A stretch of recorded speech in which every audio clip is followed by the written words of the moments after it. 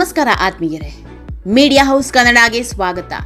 ಕಳೆದೊಂದು ತಿಂಗಳಿನಿಂದ ರಾಜ್ಯ ರಾಜಕೀಯದಲ್ಲಿ ಸುದ್ದಿಯೊಂದು ಓಡಾಡ್ತಾ ಇದೆ. ಸಿಎಂ ಸ್ಥಾನದಿಂದ ಸಿದ್ದರಾಮಯ್ಯ ಕೆಳಗಿಳಿತಾ ಇದ್ದಂತೆ ಸಿದ್ದು ವರ್ಚಸ್ಸು ಕಮ್ಮಿ ಆಗೋಗಿದೆ. ಸಿದ್ದರಾಮಯ್ಯರನ್ನ ಪಕ್ಷದಲ್ಲಿ ಯಾರೂ ಪರಿಗಣನೆಗೆ ತೆಗೆದುಕೊಳ್ತಾ ಇಲ್ಲ ಅನ್ನೋ ಆರೋಪ ಮೇಲಿಂದ ಮೇಲೆ ಕೇಳಿ ಬರೋದಕ್ಕೆ ಶುರುವಾಗಿದೆ. ಇದಕ್ಕೆ ತಕ್ಕಂತೆ ಒಂದಿಷ್ಟು ಸಂಗತಿಗಳು ಆಗಿದೆ. ಅದರಲ್ಲಿ ಮೊದಲನೆಯದ್ದು ಸಿದ್ದರಾಮಯ್ಯ ಅವರ ಫೋಟೋ ವಿಚಾರ. ಇದೆಲ್ಲ ನಿಮಗೆ ಗೊತ್ತೇ ಇದೆ. ಮೊನ್ನೆ ತಾನೇ ಕೆಂಪೇಗೌಡ ಜಯಂತಿ ನಡೆದಿತ್ತು.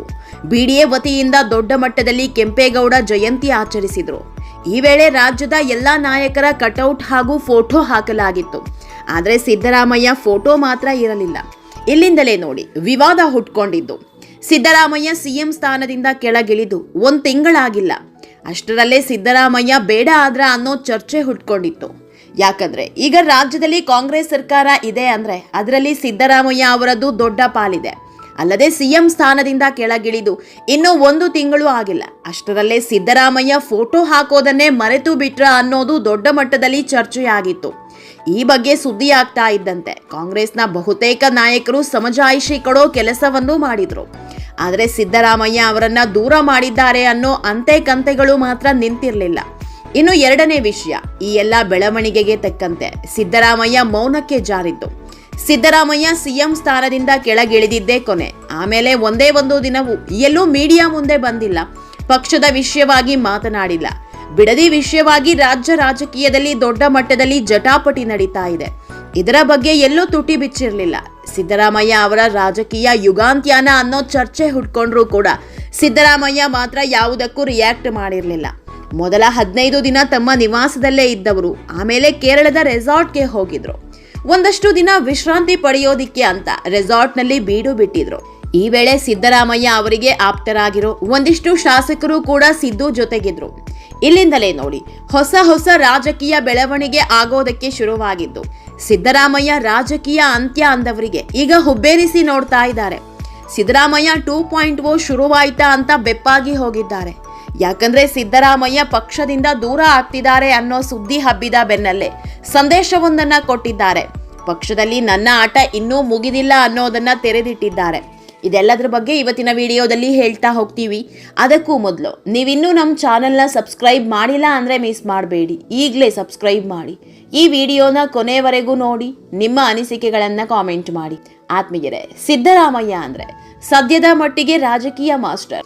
JDSನಿಂದ ಬಂದು ಕಾಂಗ್ರೆಸ್ನಲ್ಲಿ 2 ಬಾರಿ ಸಿಎಂ ಆಗೋದು ಅಂದರೆ ತಮಾಷೆ ಮಾತಲ್ಲ. ಅದು ಎಲ್ಲರಿಂದಲೂ ಸಾಧ್ಯವೂ ಆಗಲ್ಲ ಬಿಡಿ. ಯಾಕಂದ್ರೆ ಸಿದ್ದು ಕಾಂಗ್ರೆಸ್ ಸೇರೋದಿಕ್ಕೂ ಮೊದಲೇ ಘಟಾನುಘಟಿ ಅನ್ಸ್ಕೊಂಡವರು ಕಾಂಗ್ರೆಸ್ನಲ್ಲಿದ್ರು.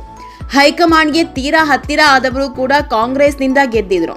ಆದ್ರೆ ಅಂತವರನ್ನೆಲ್ಲ ಬದಿಗೊತ್ತಿ ಸಿಎಂ ಪಟ್ಟಕ್ಕೇರಿದವರು ಸಿದ್ದರಾಮಯ್ಯ. ಅದು ಒಂದಲ್ಲ 2 ಬಾರಿ. ಕರ್ನಾಟಕದ ಇತಿಹಾಸದಲ್ಲಿ ಅತಿ ಹೆಚ್ಚು ಕಾಲ ಆಳ್ವಿಕೆ ನಡೆಸಿದ ಸಿಎಂ ಅನ್ನೋ ಪಟ್ಟ ಇರೋದು ಒನ್ ಆ್ಯಂಡ್ ಓನ್ಲಿ ಸಿದ್ದರಾಮಯ್ಯ ಹೆಸರಲ್ಲಿ. ಇಂಥ ಸಿದ್ದರಾಮಯ್ಯ ಅಷ್ಟು ಬೇಗ ತಣ್ಣಗಾಗಿ ಬಿಡ್ತಾರ? ಸಿಎಂ ಸ್ಥಾನದಿಂದ ಕೆಳಗಿಳಿದ 1 ತಿಂಗಳಿಗೆ ತಣ್ಣಗಾಗ್ತಾರೆ ಅಂದ್ರೆ ನಂಬೋದಿಕ್ಕಾಗುತ್ತಾ? ನೋವೇ, ಚಾನ್ಸೇ ಇಲ್ಲ. ಸುಮಾರು 1 ತಿಂಗಳುಗಳ ಕಾಲ ತಣ್ಣಗಿದ್ದ ಸಿದ್ದರಾಮಯ್ಯ ಈಗ ಅಖಾಡಕ್ಕೆ ಇಳಿದಂತೆ ಕಾಣ್ತಾ ಇದೆ.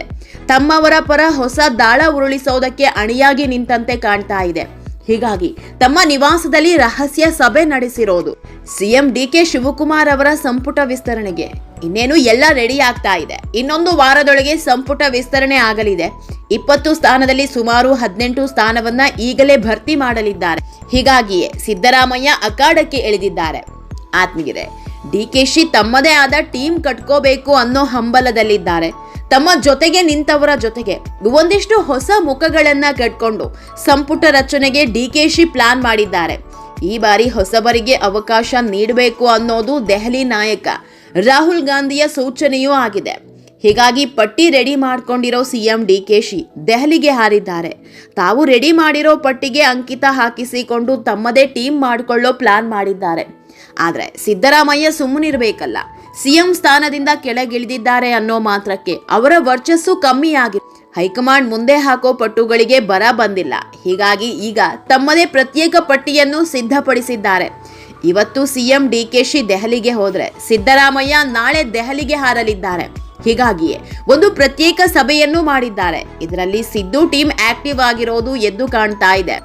Doctor G Parameshwar, Yathindra Siddaramaiah, Cheluvarayaswamy, Madhu Bangarappa, Santosh Lad, K N Shivalingegowda, Pradeep Eshwar, Yaseen Khan Pathan, Srinivas Mane, ಎಚ್.ವಿ. Venkatesh ಜೊತೆ ಮಹತ್ವದ ಸಭೆ ನಡೆಸಿದ್ದಾರೆ. ಈ ನಾಯಕರಲ್ಲಿ ಈಗಾಗಲೇ ಇಬ್ಬರಿಗೆ ಸಚಿವ ಸ್ಥಾನ ಸಿಕ್ಕಿದೆ. ಪರಮೇಶ್ವರ್ಗೆ ಸಚಿವ ಸ್ಥಾನದ ಜೊತೆಗೆ ಉಪಮುಖ್ಯಮಂತ್ರಿ ಪಟ್ಟವೂ ಇದೆ. ಇನ್ನು ಯತೀಂದ್ರ ಸಿದ್ದರಾಮಯ್ಯ ಕೂಡ ಸಚಿವರಾಗಿದ್ದಾರೆ.